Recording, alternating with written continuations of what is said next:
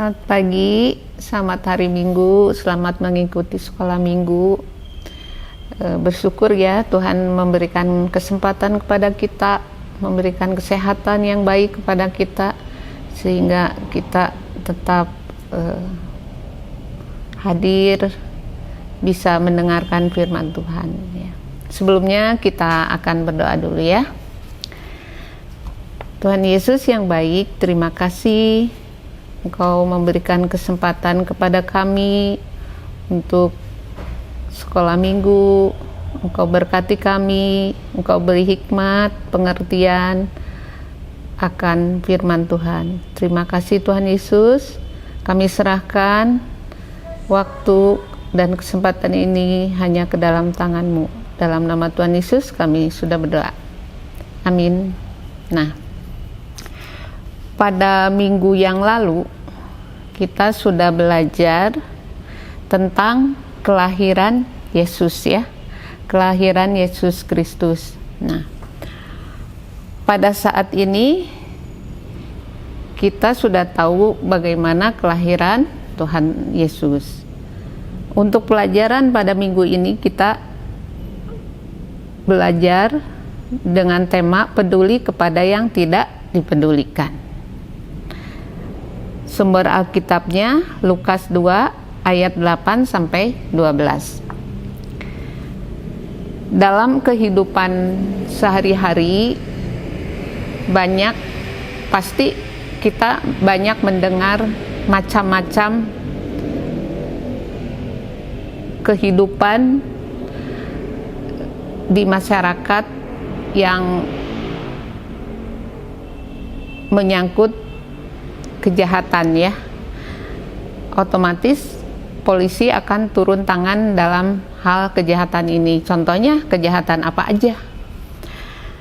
Bisa kita contohnya tentang pencurian ya, pembunuhan atau pemerkosaan atau kriminal-kriminal yang lain, tipu menipu segala macam. Nah, di kehidupan kalian juga anak-anak muda ya, seperti halnya dalam sekolah ada tawuran atau ada narkoba ya, minum-minuman keras, itu kan dilarang. Itu termasuk hal-hal yang disebut kejahatan ya. Nah, kalau misalkan ada seseorang yang melakukan kejahatan tersebut,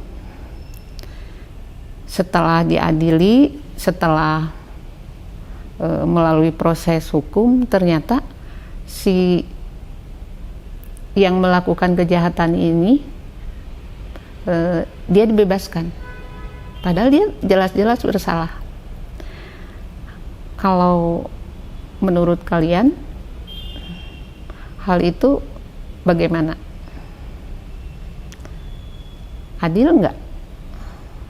Tentu enggak ya. Atau benar enggak kok orang jahat dibebaskan? Nah, gitu ya. Pasti orang yang mendengar hal itu pasti merasa enggak terima, geram ya, pasti marah. Kenapa sih jelas-jelas orang yang udah bersalah dibebaskan? Pasti nggak terima ya.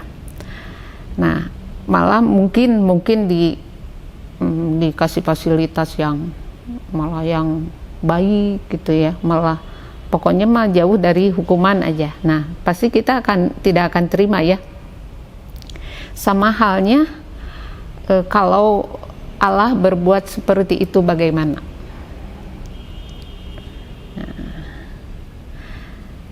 Sebab hal itu adalah salah satu momen penting dalam peristiwa kelahiran Yesus Kristus. Siapa yang mendapat anugerah yang begitu luar biasa, yang begitu istimewa? Nah, coba kita lanjut ya pelajaran saat ini, di mana Kita mengambil Lukas 2 ayat 8 sampai 12. Ibu akan bacakan di sini. Ini perikopnya adalah gembala-gembala. Oh, ternyata gembala-gembala. Coba Ibu bacakan ya, yang ayat 8. Di daerah itu ada gembala-gembala yang tinggal di padang, menjadi kawanan ternak mereka pada waktu malam hari. Malam ya, pada waktu malam. Nah, berarti ini kegiatannya saat gembala ini, kegiatannya saat malam. Itu ada di daerah Bethlehem, sekitar Bethlehem. Pada zamannya Perjanjian Baru,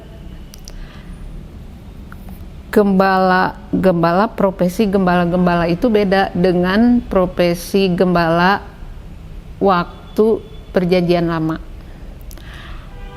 Satu contoh, misalkan Daud adalah seorang gembala, tapi dia adalah pemilik ternaknya. Jadi yang memiliki ternak itu, otomatis kalau pemilik dari suatu barang atau benda ya merasa sayang ya. Demikian juga dengan Daud, dia adalah pemilik dari ternak itu, otomatis dia sangat sayang, dia memperhatikan keselamatannya, kesehatannya, terus pokoknya ekstra luar biasa untuk menjaga domba-dombanya atau ternak-ternaknya. Itu pada zaman Perjanjian Lama.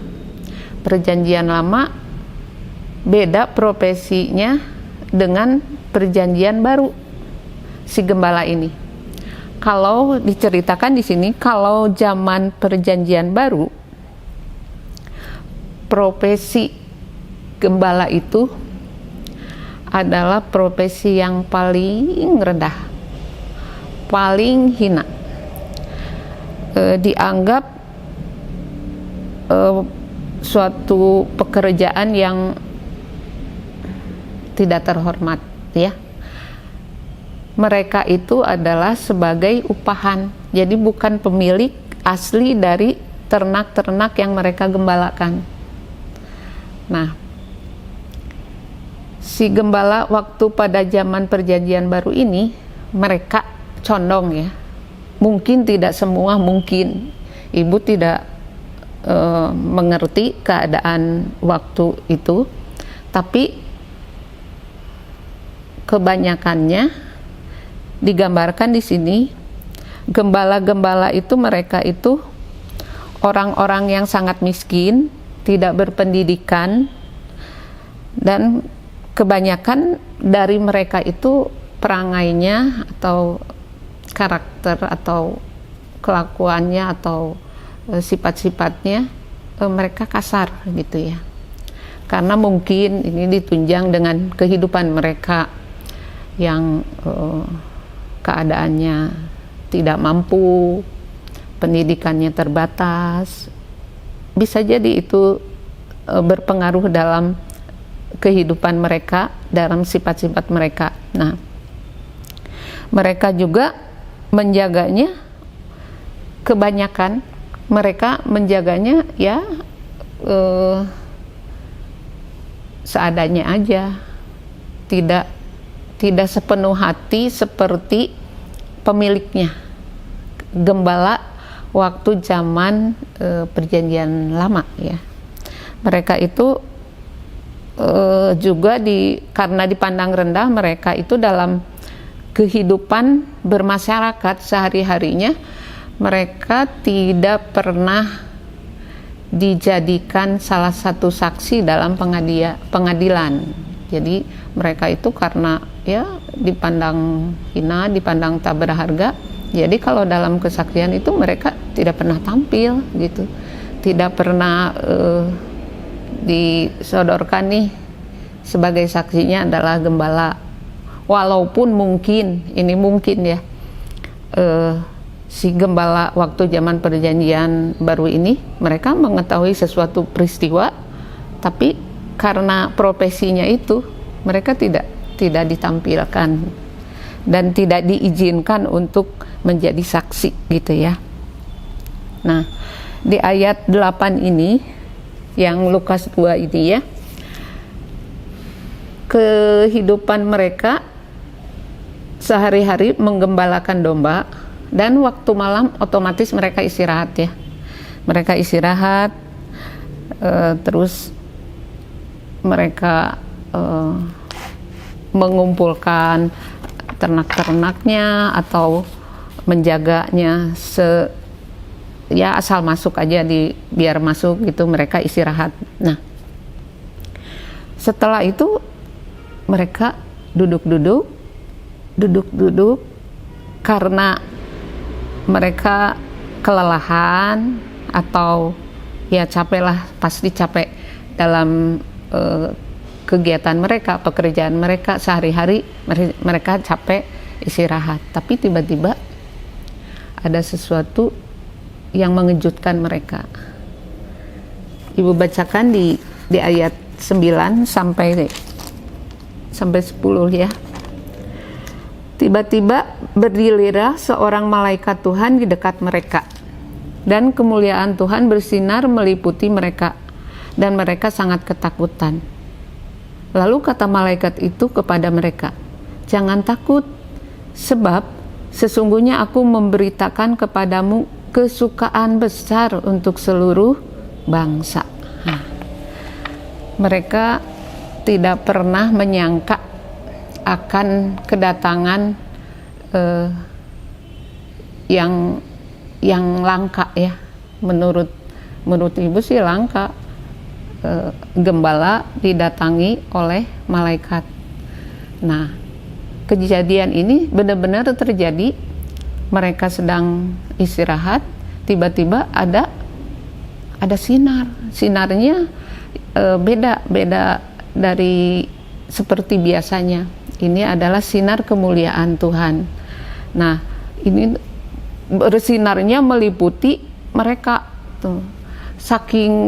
Mungkin saking bersinarnya mereka sampai ketakutan, dalam arti ketakutan sebagai orang yang berdosa yang didatangi sinar kemuliaan Allah. Bagaimana ya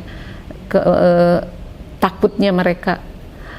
Lalu malaikat Tuhan bicara, katanya jangan takut, sebab malaikat itu menyampaikan berita kesukaan besar untuk seluruh bangsa yang selama ini dinanti-nantikan oleh seluruh bangsa. Berita kedatangan raja yang akan menyelamatkan bangsa waktu zaman dahulu, yang dinanti-nantikan, sangat dinanti-nantikan. Nah, gembala ini dipandang hina oleh manusia ya. Si gembala ini dipandang hina, profesinya dipandang hina oleh orang-orang sekitarnya, tapi dipandang penting oleh Allah, sangat dipandang penting. Kenapa Allah memilih gembala? Di sini pada suatu malam kan si gembalanya sedang istirahat di kota Bethlehem itu. Mereka didatangi sinar kemuliaan Allah itu, didatangi oleh malaikat. Kalau ibu merasakan sebagai gembala itu, aduh betapa bersyukurnya gitu ya, karena nggak semua orang dapat didatangi oleh malaikat. Terus kenapa datangnya kepada gembala, bukan kepada raja, orang-orang penting yang dapat mempengaruhi orang atau yang dapat dipercayai oleh orang, Sedangkan gembala ini kan dibilangnya jadi saksi pun mereka tidak pernah. Tapi kenapa Tuhan Allah malah datang kepada gembala? Nah, gembala ini diberi tugas ya di ayat 11 dan 12. Hari ini telah lahir bagimu juru selamat, yaitu Kristus Tuhan di kota Daud. Dan inilah tandanya bagimu, kamu akan menjumpai seorang bayi dibungkus dengan lampin dan berbaring di dalam palungan. Itu adalah pesan yang harus mereka sampaikan, dan mereka harus membuktikan juga benar enggak di kota Daud itu telah lahir Kristus Sang Juru Selamat. Mereka itu dengan penuh sukacita mendengar kabar tentang kelahiran Sang Juru Selamat ini. Nah, di sini yang menjadi tamu undangan istimewa, malaikat ini lebih jauh memberitakan dengan jelas kabar sukacita itu, yaitu kabar adalah tentang lahirnya Juru Selamat, yaitu Kristus atau Mesias yang dikirimkan Tuhan. Itu kita lihat di ayat yang ke-11 ya. Nah, malaikat itu tidak hanya memberitahukan sebuah kabar sukacita, tapi juga memberitahukan tanda-tanda di mana keberadaan bayi itu. Bayi itu dibungkus dengan kain lampin, itu seperti di ayat 12 ya. Ibu bacakan sekali lagi. Dan inilah tandanya bagimu, kamu akan menjumpai seorang bayi dibungkus dengan lampin dan berbaring di dalam palungan. Yesus lahir bukan di istana. Yesus lahir bukan di gedung yang megah atau rumah yang bagus, tapi Yesus Kristus itu lahir di kandang ya, kandang domba, dan dibaringkan di dalam palungan. Kalau gitu ya, kalau ibu mencermati kelahiran Tuhan Yesus bukan di istana, tapi dengan kerendahan hati Tuhan Yesus itu lahir di kandang, sebuah kandang, di mana beberapa gembala dapat datang ke kandang itu dengan leluasa, karena Yesus itu lahir bukan untuk orang-orang yang luar biasa, misalkan yang hebat atau yang pintar atau yang kaya raya atau yang orang yang merasa super, tapi Tuhan Yesus itu lahir untuk orang yang benar-benar berdosa. Seperti halnya gembala, mereka menyadari mereka itu adalah orang-orang yang sangat berdosa, yang banyak kekurangan, banyak hal-hal yang mereka anggap, wah, kalau gembala itu memang nggak ada lebih-lebihnya lah gitu ya.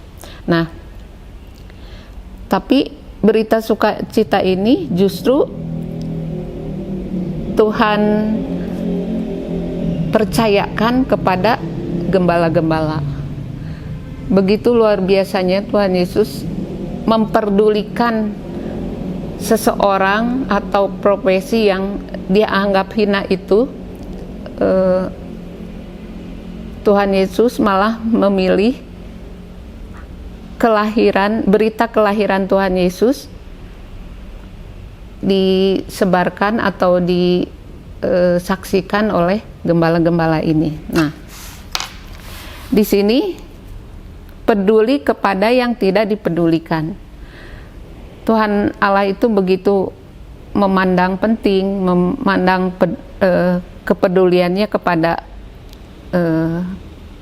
gembala ini, sehingga kita juga sebagai anak-anak Tuhan yang seringkali berbuat dosa, banyak kesalahan, condong sekali selalu melakukan hal-hal yang menyedihkan hati Tuhan.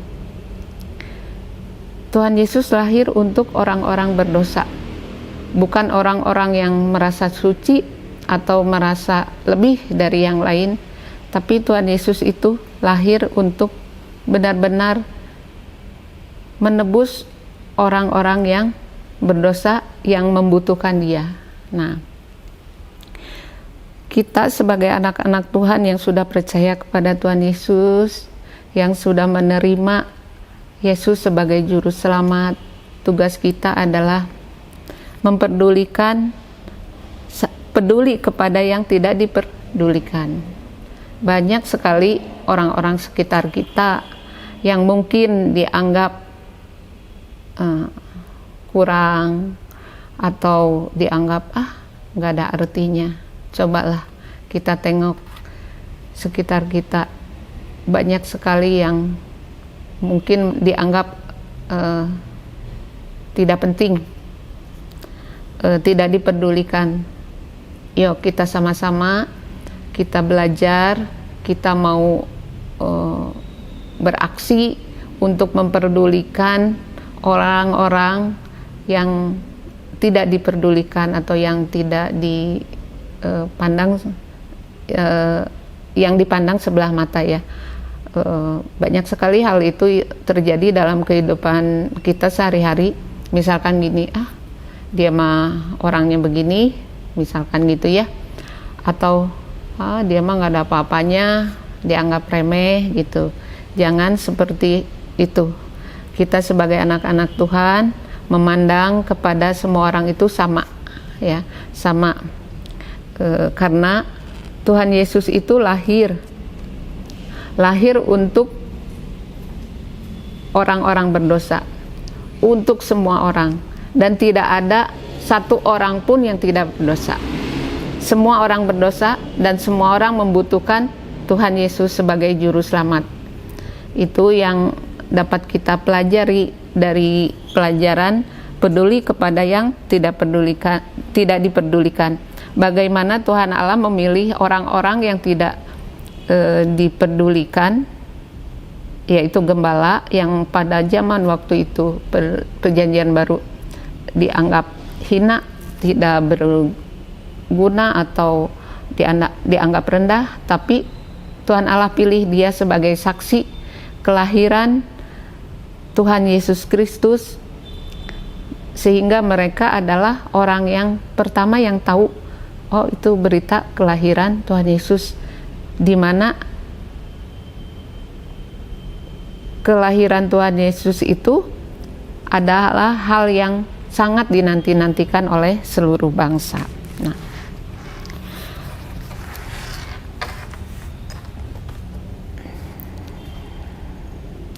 berita Natal yang sebenarnya kemudian disampaikan yaitu lahirnya juru selamat, dan tujuan kelahirannya adalah untuk manusia ya. 3 gelar bayi itu adalah juru selamat, pelepas atau pembebas yang akan menolong, menyelamatkan atau melepaskan manusia dari dosa. Gelar kedua adalah Kristus atau Mesias yang diurapi. Dia adalah Raja yang diurapi Allah. Gelar ketiga adalah Tuhan. Kata ini bisa berarti Tuhan atau Tuanku atau pemilik, misalnya tuan rumah atau arti Kristus yang datang dari Tuhan ya. Jadi itu adalah gelar Sang Juru Selamat ya. Nah, Ibu akan bacakan kesimpulannya. 3 perbuatan besar yang dilakukan Allah berturut-turut bagi gembala dalam satu hari, mengubah hidup kerohanian mereka, malaikat dengan sinar cahaya yang cemerlang datang nyata kepada mereka. Kemudian berbicara langsung kepada mereka dengan suara yang dapat mereka dengar tentang kelahiran Mesias. Bahkan kemudian memberikan tanda di mana bayi itu dilahirkan. Ini sungguh anugerah besar. Mereka yang tadinya merasa dipinggirkan sekarang merasa berharga oleh sebab Allah yang meninggikan mereka. Teladan bagi kita untuk juga selalu memandang bahwa semua orang itu berharga di mata Tuhan. Jadi semua orang itu berharga di mata Tuhan, ya. Luar biasa untuk pelajaran saat ini. Pada minggu ini kita peduli kepada yang tidak dipedulikan. Jadi sungguh kita dapat teladan yang luar biasa yang dapat kita lakukan, aplikasikan, dan kita jalankan, kita lakukan dalam kehidupan sehari-hari. Kita memandang semua orang itu sama, jangan saling merasa kita lebih tinggi atau lebih pintar atau lebih baik. Semua sama. Tuhan Yesus datang untuk semua orang yang membutuhkan Dia. Bahkan Dia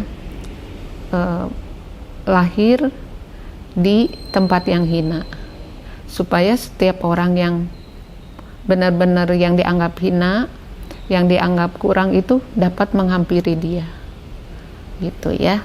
Nah, itu pelajaran yang dapat kita pelajari untuk kehidupan sehari-hari dalam kehidupan kita. Jangan jemu-jemu untuk berbuat mengikuti teladan Tuhan Yesus, ya. Sebentar lagi juga kita akan merayakan Natal. Apa arti Natal buat kita? Jangan sampai cuma di mulut aja kita bilang Natal, tapi dalam prakteknya nol, ya. Itu sangat disayangkan. Nah, untuk pelajaran hari ini cukup, dan Ibu akan bacain ayat hafalannya, ya, dari Lukas 2 ayat 10. Jangan takut, sebab sesungguhnya aku memberitakan kepadamu kesukaan besar untuk seluruh bangsa. Itu cukup untuk minggu ini. Semoga kita dapat belajar lebih baik lagi, dan jangan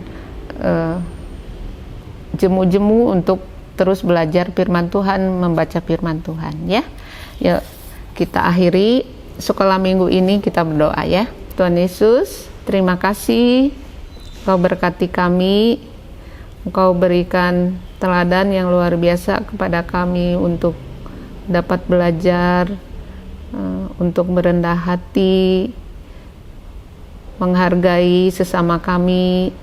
Juga Engkau berkati kami dalam kehidupan kami dapat mempraktekannya. Biarlah Engkau mau tolong Tuhan, mampukan kami untuk melakukannya. Terima kasih untuk semua yang Engkau berikan kepada kami, kehidupan kami, kesehatan kami, untuk keluarga kami juga, Tuhan. Terima kasih Tuhan Yesus, ampuni segala dosa dan kesalahan kami. Hanya di dalam nama Tuhan Yesus kami sudah berdoa. Amin. Ya, selamat hari Minggu. Tuhan Yesus memberkati.